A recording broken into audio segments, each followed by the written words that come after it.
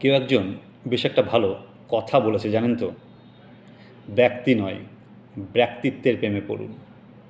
কারণ ব্যক্তির প্রেমে পড়লে সেটা প্রেম নয়, সেটা হচ্ছে ক্ষণিকের ভালোবাসা, ভালো লাগা।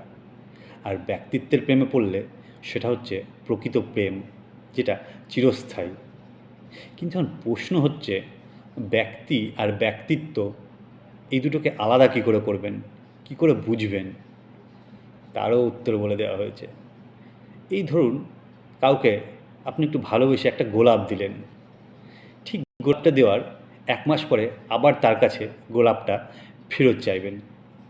এখানেই বুঝতে পারবেন ব্যক্তি আর ব্যক্তিত্ব।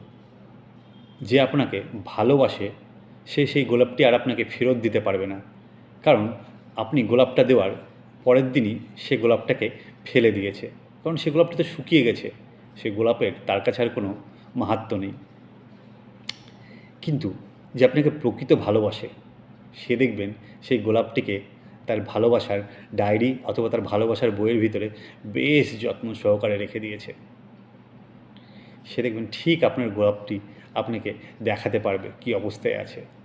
এটি হচ্ছে ব্যক্তিত্ব। এবার পছন্দ হচ্ছে আপনার, আপনি কাকে পছন্দ করবেন।